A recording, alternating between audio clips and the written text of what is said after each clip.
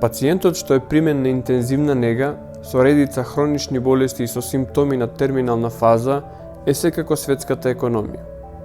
Актуелната здравствена криза е само катализатор со кој конзилиумот на светските планери се обидува да изведе операцијата наречена големиот ресет, со која очекува да го врати пациентот во живот. По кратка анализа, ќе видиме дали е тоа возможно. Она што според сите укажувања е вистинското жариште на болеста е самиот крвоток на системот, односно неговиот монетарен систем. Пред да изанализираме болеста, да се осврнеме малку на историјата и да видиме како и кога беше поставен овој систем. Приказната почнува во Бретон Вудс, Нью Хемпшир, каде представниците на 44 земји се состанаа за да го уредат меѓународниот монетарен систем, кој требаше да настапи непосредно по завршувањето на Втората светска војна. На 22 јули 1944 година беше потпишан договорот од Бретон Вудс, со кој беа поставени одредени правила, институции и процедури што го регулираат меѓународниот монетарен систем. Ова во суштина значеше избор на доларот како резервна валута за сите други валути кои влегуваа во овој договор, додека самиот долар, поради својот златен стандард, бил сметан подеднакво вреден како злато. По ова следува златниот период на развој и просперитет на Соединетите Американски држави, кој во своите трезори го чуваа најголемиот дел од светското злато, додека на негово место во светот циркулираше доларот. Оваа идила беше прекината кон крајот на 60-тите години, кога одредени земји почнаа да се сомневаат дека САД печатат повеќе долари отколку што имаат покритие во злато, пред се заради скапите војни кампањи и скапите вселенски програми од тоа време. Тој сомнеш предизвика повлекување на златните депозити, односно враќање назад на огромни количини на долари. За да ја санира состојбата, на 15 август 1971 година, тогашниот претседател на САД, Ричард Никсон, го направи следново. The strength of a nation's currency is based on the strength of that nation's economy. And the American economy is by far the strongest in the world. Accordingly, I have directed the Secretary of the Treasury to take the action necessary to defend the dollar against the speculators. I have directed Secretary Connally to suspend temporarily the convertibility of the dollar into gold or other reserve assets, except in amounts and conditions determined to be in the interest of monetary stability and in the best interest of the United States. Ова беше почетокот на крајот. После оваа одлука, која требаше да биде привремена, а ете се уште е во важност и после 50 години, доларот, а со него и сите валути кои го имаат доларот како резервна валута, се претворија во фиат валути.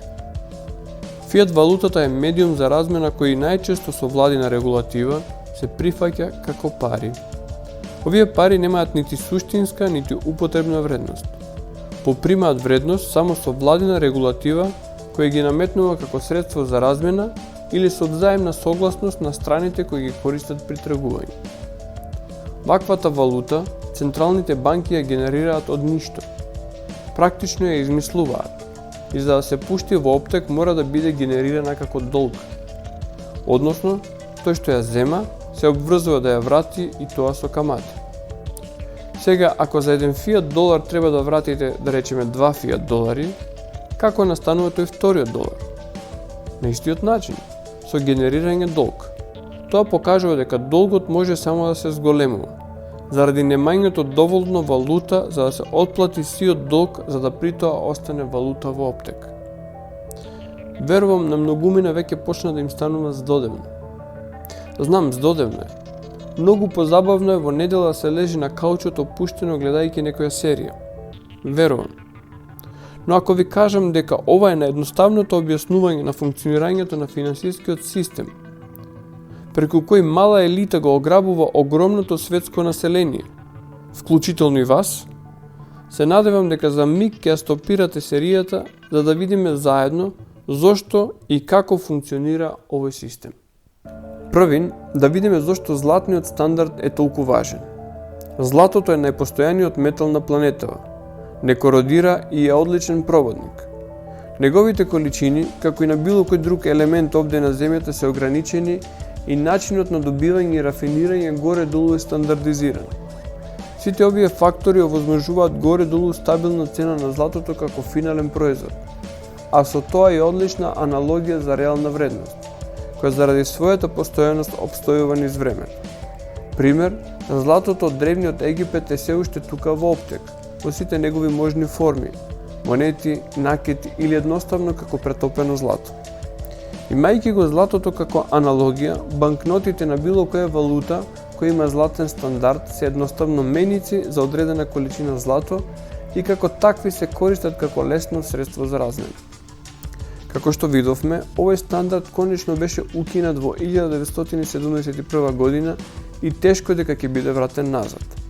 А веќе 50 години светот вози со резервоар пол со гориво кое не согорува, фигуративно кажем. Имањето на ваква валута подразбира нејзино исполнување со вредност, односно реален производ. Како се прави тоа? На наједноставен начин вака. Трезорот, односно Министерството за финансии на САД издава обврзница и ја депонира во федералните резерви. Федералните резерви од своја страна печатат долари во висина на обврзницата и ги доставуваат до трезорот. И на тој начин е создадена валута од ништо. Нормално трезорот овде се има обврзано да ги врати парите со одредена камата. Од проста и едноставна причина што федералните резерви се приватна банка со законско овластување за печатање на доларот. Вака државата добива финансии за своето функционирање со кои плаќа реални добра и услуги произведени од реалната економија. А со оглед на фактот дека оваа валута е земена со обврската да се врати со камата, каматата е всушност еден вид на скриен данок кој се манифестира во форма на инфлација. Знаејќи го овој факт, треба да бидеме свесни дека штедењето во било која фиат валута е само изложување на легалниот грабеж од финансискиот систем, кој преку постојаното генерирање валута од ништо ја разводнува вредноста на валутата во оптек, вклучително и за штедената. Од друга страна, федералните резерви не се однесуваат како внимателни чувари на обврзницата од државата до нејзиното плаќање. Не. За нив таа обврзница станува вреден финансиски производ кој го нудат на финансискиот пазар, односно берзата.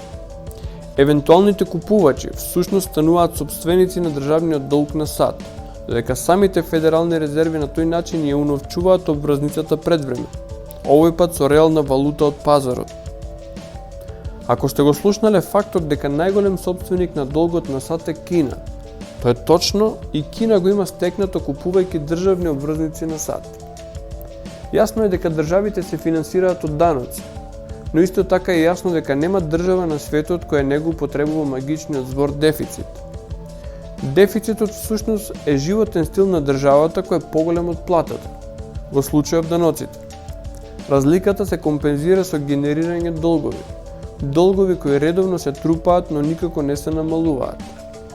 Историска лекција која предупредува на ваквиот неодговорен однос на државата со неконтролирано задолжување ни доаѓа од Франција, односно од последните 3 француски кралеви.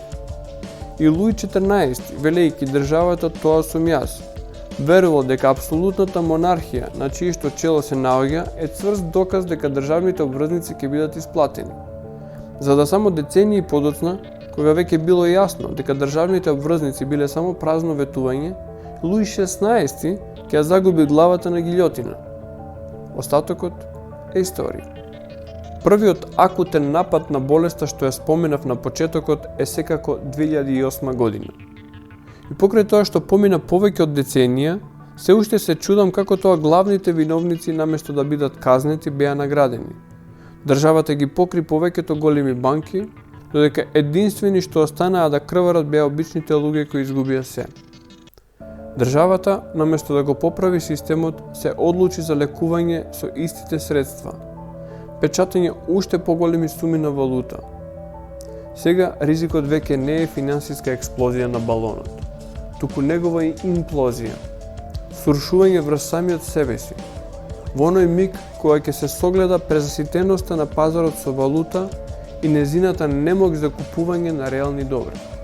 Нешто многу слично како во Југославија пред нејзиниот распад, само што сега се работи за глобален феномен. Видеово ќе го завршам со една поучна приказна што ми ја раскаже мој пријател кој живее во САД. Имаше еден период во кој се обидував во водење на сопствен бизнис.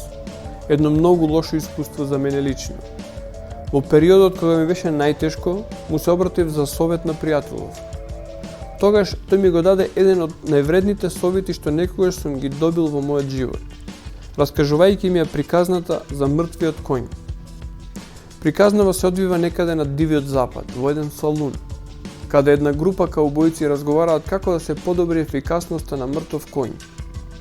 Едниот велел да му ставиме ново седло, друг велел да се нахрани со подобро сено, трет предлагал камшикување на мртвиот коњ. Додека од аголот еден индијанец во првиот миг на тишина им довикнува: а да го смените коњот со друг жив коњ? Монетарниот систем заснован на фиат валута е мртов коњ, кој никакво камшикување со пумпање на нова валута нема да го спаси. Потребен е нов систем.